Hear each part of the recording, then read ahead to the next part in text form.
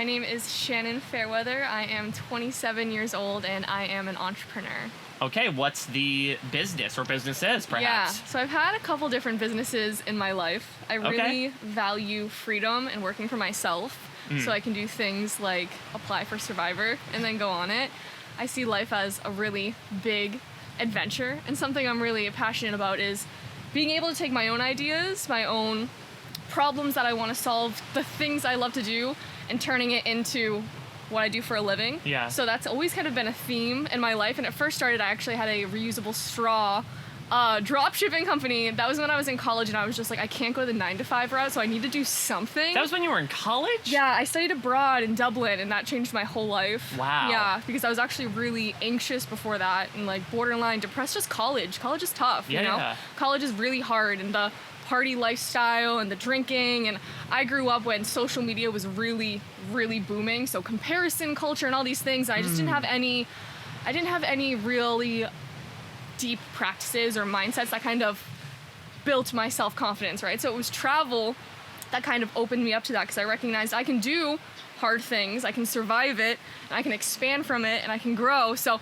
that's why I started my first company. It was called Sustainable Sippin'. If you don't count like the small businesses, I actually created like a couple fun little like lemonade stand type things. I was literally about to say lemonade stand. Yeah, exactly. Like little things like that. And it goes perfect with the straws. Like. Exactly. You got some lemonade, you got a straw. Exactly. But my main business right now is a high vibe women's community. So I just recognized, I just love that. Like that's a slogan right there. That gets you in the door. It just sounds like something the world needs, doesn't it? Hell yeah. Yeah, no, we really do. I think specifically after COVID, I really recognized how deeply I wanted more community. You know, you graduate college or high school and there's no more clubs or sports teams or really ways to make new friends. And my parents own a 4-floor sports bar, but I was recognizing that I love to be there, I love to be with my family, but it's not how I love to spend every weekend, all of my time. You know, I was recognizing I love to take care of myself. I was recognizing I like an early bedtime. I was recognizing the power of meditation and yoga, and I was really growing so much kind of solo, just with my boyfriend, and I really just craved more like-minded community. Yeah. And a lot of my closest friends started to get into things like yoga and meditation. My best friend from 5th grade got yoga teacher training certified, and I was like, we're all into this. Like, let's give it a name, right? Like, let's give it a brand, let's give it a name. And so it's called Her Vibe, and it's a virtual community, so it's a space where you can come and connect with like-minded women online, and we have new moon calls and full moon calls where we hop on Zoom, we talk about like the vibes and the energy of the new moon that's coming up and the full moon, just so we can really intentionally make the most of what's going on with our planet, because the planet has a consciousness, it has an energy to it that affects us, and when we become aware of that, we can utilize it for healing, personal development, like really beautiful things.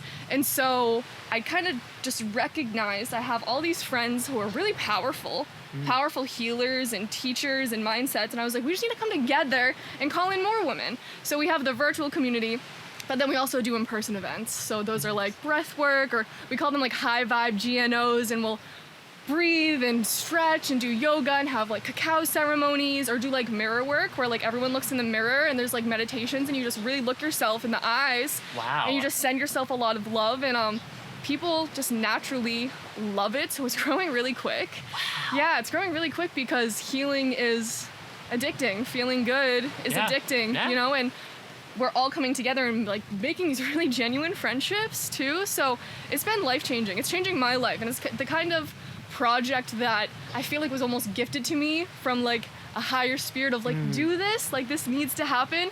And now I'm just having like all this support kind of manifest, and it's really beautiful. It's a real gift. So while you're out here, are you looking at the full moon? You're looking at the new moon, and trying to plot how you're feeling and how that might portend to the game? No, that's a great question, because my mom was like, you should look into like what moons are going to be happening when you're out here.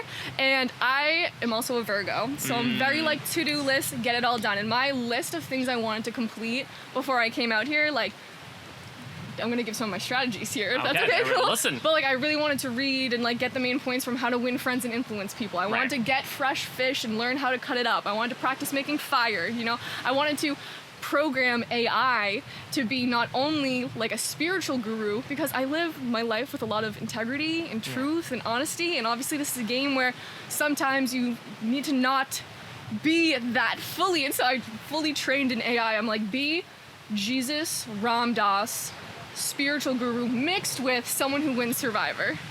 Okay, wait. We need to focus on this a second because I don't. I know.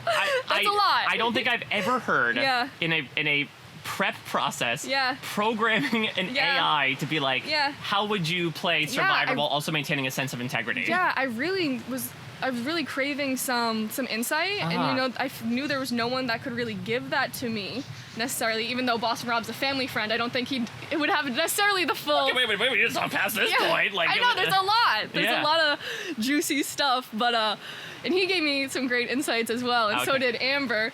But programming the AI, because AI is a great tool, we shouldn't fear AI. We should potentially fear the people who utilize AI, but not even fear them, just recognize they're going to be very powerful. And I actually got some really great insights from that AI tool. I really did. Are you going to thank them in your victory speech? Yeah, potentially. And I'll thank the higher beings, the ascended masters who helped me just take that insight as well, because my whole life, the reason why I'm on this show. Yeah, let's talk about that. The whole reason why I'm on this show, it's a mix of two things. One, who I am as an individual with the incredible family that I have. I grew up with two parents who were entrepreneurial, wanted to turn things that they loved to do into a living, even if that meant not making a ton of money, right? But always made us feel rich. Somehow, some way, spending the last paycheck, spending everything they had, putting credit cards on max, whatever we needed to feel abundant and have an amazing childhood, my parents gave that to me. And I think that instilled a lot of security in me, very root chakra, right? A lot of security to feel okay, I have, my mom is very divine mother. She's very, I can tell her anything. I trust her with, I tell her my craziest tea, the craziest shit that's going on in my life. My mom knows everything. And so I always felt really safe in that essence. And then my dad is strong, Boston guy, sports bar owner, very, very, very, very cool, kind of like a rock star, but very I'm safe. Yeah. No one's gonna fuck with us when my dad's here. Is it okay if I swear too? Please, cool. Yes. Cool. No one's gonna mess with us if my dad's around. So I kind of had that really beautiful balance between my mom and my dad, which just created this really wonderful security in my life. And they had their own flaws and imperfections, but we weren't the perfect family, but we were as well. And I recognize that the more I grow and gain perspective. Exactly. The more you experience other people who unfortunately did not have it as well. Fully. No, incredibly blessed. My family created that foundation for me. And the only thing that I recognized I kind of have found on my own is this spirituality, because we didn't grow up with religion or spirituality or really any faith. We grew up with so much love and appreciation for life. Christmas Eve and traditions and Cape Cod, and I always say that Tom Brady was God and Fenway Park was church. Life was kind of that's a quote from my dad. Life was always our religion of sorts, but I do feel I lacked a certain faith, because I wasn't sure what happened when you die. There was a time where I was an atheist. I'm we could die and it's just black. And when you really feel into if that's a belief that you have, how you live your life, because that's really scary. If you're life is impermanent and that could be beautiful as well. Right, because it has you embrace it, be live in the moment, because you don't know when it'll come. At the same time, it can also have you live in fear of it. It's that beautiful balance, but when I was really anxious and on antidepressants and drinking a lot, it wasn't because I didn't believe in a God, but not having that faith definitely didn't help, And so that process of having this beautiful security with my parents, right? That grounded support that really nurtured a lot of confidence in me. I'm the oldest, only daughter. I have two brothers, and I've always been a go-getter. I was class president in high school. I was dance team captain. I always tried really hard in school and on everything I did, and I just want to make the most out of life. I started a podcast a couple years ago, and it was called the Doing the Most podcast. I love to do the most, with my life, and make the most of it, and juice everything I can out of it, right? And so I've always had that drive and that support. And now, as I've continued to find deeper meaning in life, magic's real. Magic is real. Ooh. Manifestation's real. Synchronicity's real. And you're about to make some Survivor magic out here. Entirely. My boyfriend said to me before I left, he said, I applied once and I got on the show, Wow. And I know that's not easy to do. I know a lot of people try to get on, and I don't think it's necessarily because of who I am or if I'm any different because of anyone else, but because of the faith that I have and the belief I have in miracles, in God, which the more I believe, the more they open themselves up to me as well. I think it instills a lot of confidence within me and like safety and security of like, I can do this. Yeah. And I can go out there and also be supported and believe in myself as well because I have that deeper faith too. Yeah. So what's your history with the show? Because was it involved in all with the family friends that obviously have occupied spaces on the Mount Rushmore? Yeah, exactly. So I have been watching Survivor my whole life because my parents own a 4-floor sports bar. Yes. And in 2001, 2, or 3, one of our bartenders went on the show and they just hired him. And my dad was like, what the fuck are you doing? Like, where do you think you're going? Like, we just hired you. And that bartender ended up being Boston Rob. Oh, my God. Yeah, iconic, right? So cool. And so my family always watched. And the first year I feel like I consciously remember watching was when Bob won, which I think I was like 11.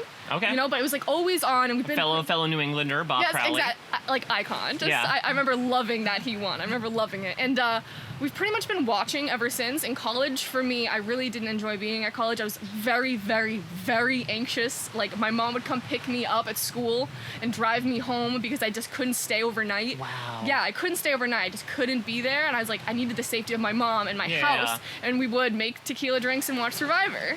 And then from there, it evolved where, again, traveling abroad was kind of the beginning of my spiritual awakening of sense, that and meeting my boyfriend, because that's when I kind of found my individual power and recognized what I was capable of and just started to push myself because like I said, I was the same time I decided to go abroad was when I was coming home because I couldn't stay at college for 2 nights in a row. Yeah. It was kind of like let's do something crazy because this isn't working. No, it means like exposure therapy, right? It's like your mom can fly you home. Exactly. No, it's like let's just go do it because something's got to change. Right. And around that same time, my boyfriend introduced me to Bob Proctor, who's really into like the law of attraction and manifesting and utilizing your mindset. And so it kind of went for me like travel to then like personal development more with like entrepreneurship and like manifesting into more of spirituality and God and faith from there. But to bring it back to my story and my traditions with Survivor of sorts, from there, my brother and I started watching together because we just wanted something kind of to do together. I really wanted something to do with him. You know, he just moved to this apartment in the city, and I was like, I want a reason to like come over as much as possible. Yeah. So I'm like, let's watch Survivor, and we did the same thing with Big Brother. But then we eventually just started doing Survivor because it's kind of elite in comparison, and I don't watch that much television, so I'm like, if I'm gonna watch TV, like, it's gonna be Survivor. So we created a draft, and it was just me and him. We created a Survivor draft every year, and then his girlfriend got involved, and my boyfriend got involved, and his roommates, and it's really funny because we're still doing the draft like for this season that's happening right now, 48. Yeah. And like his 2 roommates like obviously don't know that I'm out here, so it's gonna be just so funny whenever they find out. Like maybe we'll like pick the teams. I was gonna say we'll find out. Like, is it one person per pick? Like who's gonna fight over you? Right? No, my boyfriend was like, we all have to pick you. We all have to pick you. Because when I win, I don't want to tell my family. Is that allowed? You know, right? There have been plenty of people who, Chris Doherty from Survivor Vanuatu, I remember very clearly, told his wife that he got voted out 7th. I don't want my family to know. I want them to like, this is hard. They don't just get to like get that instant gratification. Like I want them to like, you know, go through the trenches, the whole process. Just like you did. Exactly. So we mentioned a lot of names here. Yeah, absolutely. Give me a winner and a non-winner who you identify with the most. Could be personally or strategically. Yeah. So a lot of people would assume like Boston Rob, right, for me, but I don't think that's necessarily the case in terms of my strategy.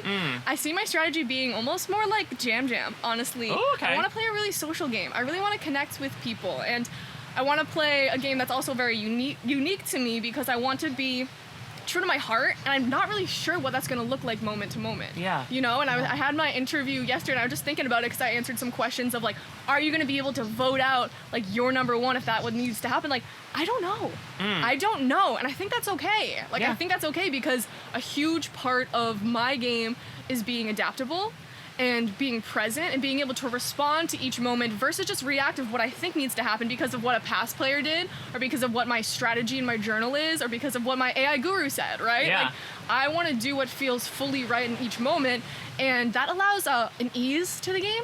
And I want to play really light. I want to have fun. I want to laugh. I want to dance. And if I go home 3rd or if I win the whole thing, at least I had fun while I was doing it, you know? Because if I have this attachment to winning, then maybe like day 3, 4, 5, 6, 12, I'm not enjoying myself and I'm acting out of fear because I'm like, well, I need to make it to the end, right? Right. Versus if I'm like, I'm here to enjoy like the heaven on earth that we are existing in right now, and to be a light and to enjoy each moment, even when I'm sitting in a tent waiting, like whatever it is. And I know that with that mindset, I'm already winning so much because I'm finding what I'm made of, and I'm recognizing that I don't need a comfy couch or like even other people that I love, and I love them, but I don't want to be attached to them. I don't want to need them to feel peaceful or safe or in a state of love, you know? So it's really already such an incredible experience, and I'm really just trusting what happens from here because it's been such a gift. Yeah. What about a non-winner who you identify with? Another winner that's coming to mind, if I can share that, is I love how Tony played in 40. Okay. He just played so passionately. Yeah. I don't want to be as neurotic, but I love the enthusiasm he gave to the game, and he had fun. Like, he had fun playing as well. So I really loved watching Tony, too. And then non-winner feels difficult right now, because I feel like I'm identifying so much as a winner that's like even bringing non-winner into my manifest into my paradigm is feeling a little difficult. Let me think. You know, I had a lot of love for Andy. Andy, okay. We called him Boston Andy in the draft. I really appreciated his ability to rebound. You know, he had a really difficult moment on episode 1? Yeah. Episode 1? First immunity challenge. That's really hard. Those are kind of the moments that you pray like don't happen when you come on, right? And for him to have that and then rebound as hard as he did, I really appreciated how real that was. Like how that was a real moment that happened. He didn't really just give in to, okay, well, I just had a panic attack, because that's what he basically had. He had a panic attack, and that's very vulnerable. That's very vulnerable to happen on national television. So for him to have that moment and not just completely quit the game, but continue to push forward, he then got like a little too cocky at the end where he didn't need to say that to Rachel at all. Like, save that for your final 3. Right. But I really appreciated that rebound for him. And it just made him real. And that's why I love the show, too, because it's real people going through a very difficult experience. You know, I was thinking about this yesterday. You think about one hard yoga class where you put your phone to the side and you're sweating and you're moving your body, and just like the difficult aspects, but also the clarity that you get. Yeah. We're out here. We don't have our phones. We have no connection to the people that make us feel safe and loved and seen and who know us. We don't have a real bed. We're sleeping outside in a tent for now. Yeah. The tent is technically a luxury right now. Exactly. But it's hot. It's super hot because it's very hot here, and then the tent kind of condenses the heat. Just very extreme environment, just like as extreme as it can get. Completely different time zone, surrounded by strangers. Oh, and like we're filming you, and like you kind of got to bring your best self as well. Like that's an experience there. It's a lot to get in your head. Yeah, you really, really have to have, like for me at least, some practices to come back to. Like I'm breathing, I'm meditating. Like if I'm not present, like if I'm in my thinking mind, in my ego, like if I'm in any state of fear, it's very intense because this situation is very intense. So that anxiety or that fear, it can be very, very loud. And I'm not here to suffer. Like, this is a dream come true. Yeah. I'm not here to suffer, period. And that's kind of like the human process of like relieving your own suffering through challenging yourself. Yeah. But it's this intense duality of like, this is really intense, but then it's like, but you know you can do it, and you know that once you move through it, like what's gonna be on the other side is really beautiful. And then like this like bliss moment of like you're pulling up to this island in Fiji and there's a rainbow and the sun is rising. Right. You know, so it's like this intense duality that between those two, right, it's like a rose of sorts, where like the softness of the red rose, but then the thorns, like within that, in between the two polarities, is just this really beautiful transformation that can happen. Yeah. But it's not easy. And I've done a lot of things. Yeah. Like I've done a lot of things. Like I've done like the cold plunges and the breathwork things, and I've gone on really far trips, and I've done the skydiving and the cliff jumps. Like I've done the things, and this is an experience. And so I have a lot of props for my fellow castmates as well, because I know I have a lot of, like, my whole life is methods of, like, nervous system regulation, right? Like, how to breathe, how to calm down, how to stay centered, and, like, this has been challenging for me. So I know there's parents here, there's people who don't have time to focus on meditating and breath work and mantra and all these different things, and they're doing great. Like, everyone's doing really, really well, so happy for them as well. And I just think we have, like, a great group here in general. Well, let's tap into that group a little bit, because I'm sure you've been picking up on vibes. Totally. And like you said, you know, you're looking for trying to build that sort of loving community on the island that you're deprived of. So let's start on the good side of things. You can give me initials, you can describe them to me. Who are some people that, this is your, like, best case scenario, I want to hit the beach with you, these could be ride or dies for me? My dad said to me something really beautiful, because the thing I'm most proud of in my life is my relationships. Like, I love my career, I love, you know, the things I've created in my life, but the best part of my life is my relationship with my mom, with my dad, with my boyfriend. I could cry because today's his 30th birthday. Oh my God. Yeah. Happy birthday. Daniel. Put it out there, Daniel. Happy birthday. Yeah, he's an angel. 7 years, you know, I've been with one boyfriend. Basically, he's my first boyfriend, my first real boyfriend. So I'm very committed to relationships. It's like my favorite yoga of life. And like yoga is like, okay, it's difficult, but then you work through it. Like Survivor's a yoga, right? Like the true meaning of yoga is union. So union, this is deep. So just stay with me, right? So union is like union with God, which is full self-actualization, which is full remembrance, which is heaven. Heaven is a frequency that we can create, and through the different yogas, heaven is a place on earth. Yeah, heaven is a place on earth if that's where you're existing within yourself. Yeah. If that's where you're existing within yourself. You know, I saw a great Dolly Parton interview, and I mentioned this on my talks yesterday too. But Dolly Parton was like, spirituality, you know, it doesn't have to be this huge ritual. I love me a ritual, so don't get it twisted. I love me a ritual. But she's like, you can utilize your spirituality to succeed with anything in life. The kingdom of heaven is within. And the kingdom of heaven is a frequency that you can reach by calming your nervous system, quieting the mind, releasing the limiting beliefs, all the different things, all the different processes. But once you're able to quiet your mind, once you're not in the ego anymore, because the ego's trying to keep you safe, the ego's trying to keep your body safe, so it uses the past situations, traumas to constantly judge the future, but we're not trying to repeat the past, we're trying to evolve. And in order to do that, you need to quiet your mind. Yeah. So in order to do that, you can utilize your relationships. There we go. I can bring it full circle. I love this. I can go on a journey. Exactly. Now we're coming back home. We're reeling it back in. Exactly. So the different yogas of life, obviously there's physical yoga, which is used as a spiritual practice to reach that union. But my favorite is my relationships. You know, I'm really committed to the proper relationships. I've also recognized is when it's time to let friendships go or different relationships go. Right. But I've been best friends with my friends since like 5th grade. I have friends from 2nd grade. You know, I also have a lot of friends who haven't made it with me to this part of the journey, but I still have a lot of love for them as well. But now in my life, if you come into my life and like I really know we're meant to be friends, like that's something I'm going to work through and nurture. So I'm really, really big on relationships, and I'm really, really proud of relationships. And I got that from my dad, because he has like the coolest friends, you know, like he's connected to everybody. Exactly. My dad worked for ESPN, and he's just even now he's 62, and like he travels way more than me, and I travel a lot. He has way more plans than I do. Like he's friends with like Boomer from ESPN. Oh wow. Yeah, like Boomer Ellison, yeah, Boomer's his best friend. He has like the coolest friends. Yeah. Coolest friends everywhere. Everywhere we go, people are picking up his tabs, all these different things. My dad's a rock star.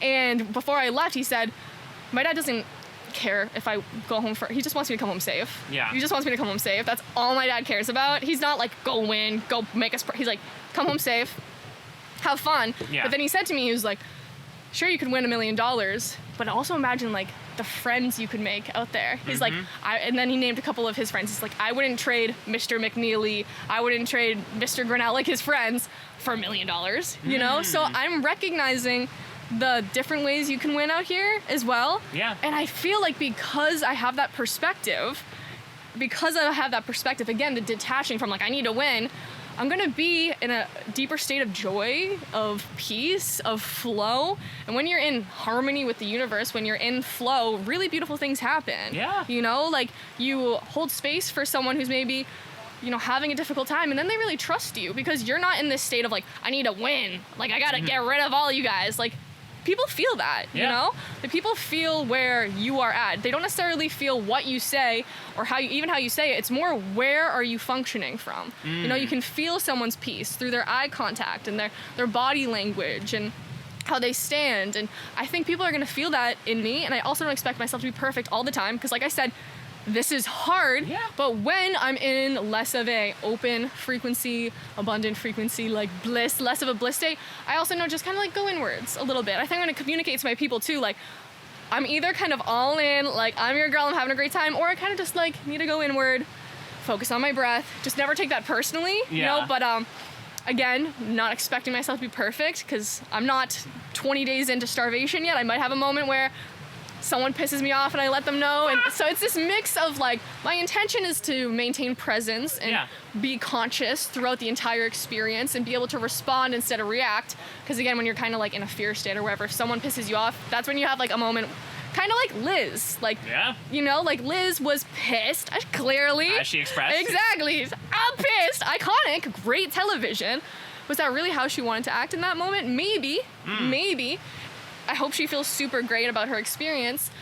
But for me, my goal is to maintain as much presence and kindness as I can. But if I do have a Liz moment, also having self-acceptance. Because just like Andy, you know, Andy probably wanted to come out and play a pretty cool game. Everyone wants to like be Boston Rob, cool guy, like swag kind of game. But this is really intense and we're really meeting different versions of ourselves. So also holding space for the parts of myself that aren't going to be fully articulate all the time or like emotionally put together, you know? So it's this balance of like, this is my intention, but also self-acceptance. Also self-acceptance, because if you're going to come on this game, if you're going to put yourself out there in life, like you're going to fail sometimes. Like Tom Brady lost Super Bowls as well. You know, if you're gonna do cool things, if you wanna live an adventurous life, you have to be willing to fail and fail publicly. And I know that I love myself enough to move through everything this game has to offer me. So. Yeah, I mean, on that note, I'd be remiss not to ask you if Boston Rob did offer you some very particular tidbits. Was it more general stuff or was it more like, you know, when you make a shelter, you wanna make sure you do X, Y, Z? It was honestly very like masculine, very like numbers based, and I'm not really, I'm more of like a feeler. Like I'm gonna like feel into things. Me and my best friend who runs her vibe with me, we always talk about like we run our business off of like vibes. You know, quite literally, quite literally, we run our business off of vibes. So he was more like, these are like, you got to make sure you have these numbers. And like, I remember I took a couple notes and I'm like, I'm not going to remember this. But what I really learned from Boston Rob is a certain level of like self-confidence and like really knowing yourself and being like very sturdy and like how you want to play the game, while also keeping an awareness on what everyone else is doing as well. One great tip that he shared, and I actually have a podcast episode with him as well. Oh, amazing. Great clip. Yeah, this was before I knew I could get on. Yeah. And like I say I knew, with like still the fun magical mystery of like having a panic attack before Jeff FaceTimes me, right? Like I just knew I could if it was this year, if I applied again. I just knew this was something that was aligned for me. And I think life kind of gave me the different synchronicities along the way of like Boston Rob and like works at your sports bar, and like Bryce and Wendell do their watch parties at my family bar. Oh, they do? Yeah, they've done a couple. Yeah, they move around to a couple different spots, but like Aubrey was in my spin class, you know? Wild. Yeah, so you've got Survivor alumni just kind of cycling through your life. Exactly. So I got a little lost on that thought there. No, so you said that there was like very specific things that you wanted to carry forward from Boston Rob. Yeah. So he was talking about, he gave some great advice on this podcast, and this was like 3-4 years ago, and he said, you can read a lot by people's body language, who they're sleeping next to, who they're standing next to at a challenge, you know, who they're eating with. Like, you can really tell who people trust by like those kind of things. And he also said, like, if you want to tell if someone's lying to you, ask them a question you already know the answer to. You know? So I thought that one was really cool too as well. So those were like the kind of like specific tips that were really helpful. Let's talk about idols, advantages, twists. So I'm gonna give you an opportunity to stand in Jeff's shoes, to be on the other side of that FaceTime. If you could pick a previous twist or advantage from a previous season, old era, new era, or you can make up your own, that you want to play with, that you're putting into 49, what would that be and why? So I have watched probably like 17 seasons of Survivor in the past 6 months with my boyfriend, and a scene that just flashed into my mind was when Drea tried to use the steal an advantage. Yeah, knowledge is power. Yes, the knowledge is power. The knowledge is power. She tried to, and I wish Omar didn't let Mike know, because that would have been such an epic moment. Yeah. Like, if that's successfully used, specifically, I think there was like 6 or 7 people left in the game too. It was like towards the end.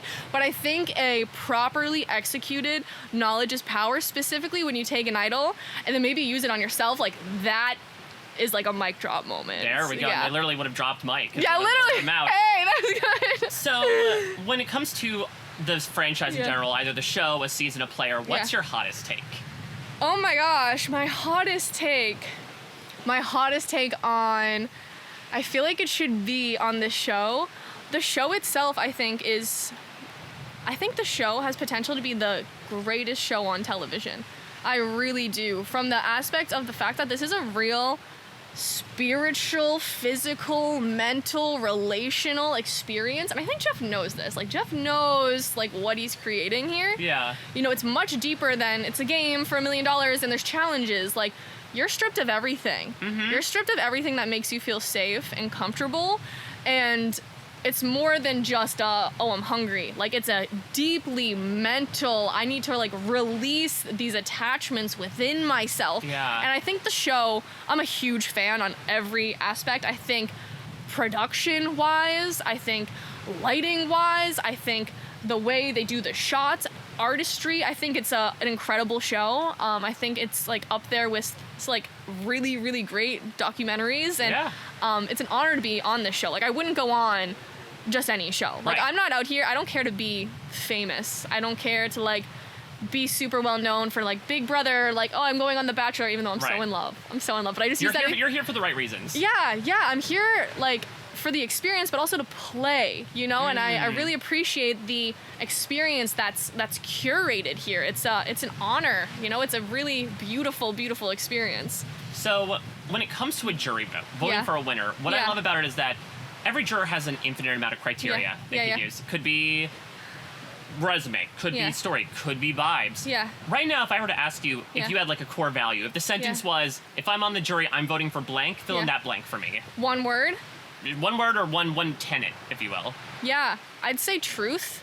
Truth, interesting. Yeah, I'd say truth, not in the sense of you need to be honest, but similar to why I believe Mike lost but Gabler won, is because they knew the game they played and they were able to defend that, stick to that, and own it at the end of things. So I think it's really important at the beginning to have some sort of idea of how you want to play. Like, I know I want to play with my heart. Yeah. I know I want to play with people that I really energetically vibe with. I was filling out my little questionnaire and they were like, who do you want to align with? You know, I want to align with someone who's kind and someone with a compassionate heart and someone who cares about other people. And you can feel everyone cares about other people, but there's certain people that you just energetically match with. Yeah. And I want to play with my intuition, and I want to play with a lot of respect to nature and to God and to Great Spirit. And I don't know what I would say in the final 3 yet, because I haven't played, but I know I'm gonna play with enough presence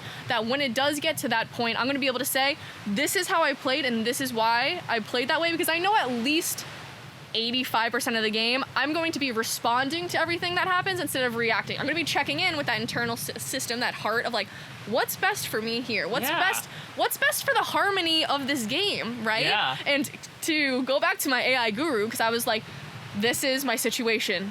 AI Jesus, right? This is help. Jesus, if you will. Yo, you're so good with like the. Thank you. You're so good at that. You're so quick. That was so good. That'd be a great patent. Write that down. Write that down. Write that down. But a great, some great feedback I got from AI Jesus Guru Ramdas was, see it all as sacred. See each aspect as sacred. And when it comes down to, it's like how we're all gonna die in life, right? Yeah. Sometimes it's your time to go, you know? And I think I'll feel into what's best for the harmony of this game, what's best for, you know, moving forward, because we need to move forward. We can't stay with 18 people in the game forever, you know? And I also know that there's a destiny for me in this game. I believe I'm in control of that destiny, but I believe that I'm gonna play with that flow, that love, tuned into my heart, and at the end, I know that I'll be able to kind of answer any questions that they have and own my game because I'm going to be very present. I'm going to know why I'm doing things and how I reacted and responded, however the game turns out. So, last thing I want to ask, throw a weird scenario out to you to finish things off. Yeah. We have a loved one's visit. Yeah. But you have to pick a celebrity or a fictional character as your loved one. Who are you picking and why? Oh my gosh, so it can't be a family member. Cannot be a family member. Sorry to Danny. Yeah, no, right? I would love a Daniel hug right now. Could it be like a spiritual mentor? Sure.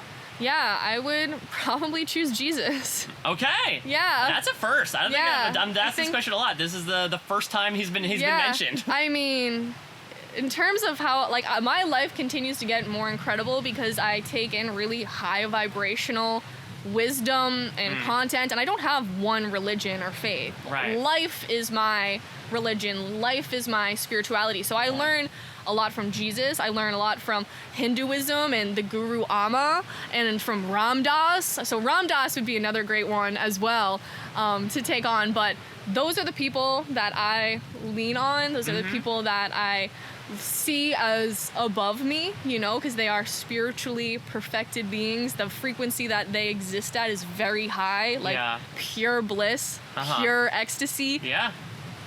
Is a frequency that we can reach, and my human experience, in addition to my survivor experience, is a path towards bringing in more love to my life, more peace to my life, more compassion for my fellow humans, more self-acceptance, more peace. So I would want to ask Jesus, Ram Dass, or Amma, probably Jesus or Ram Dass, because I think they're a little bit cleaner with the English. But that's who I would rely on, and for sure. In a startup environment, those loaves and fishes go a long way. Yeah, exactly.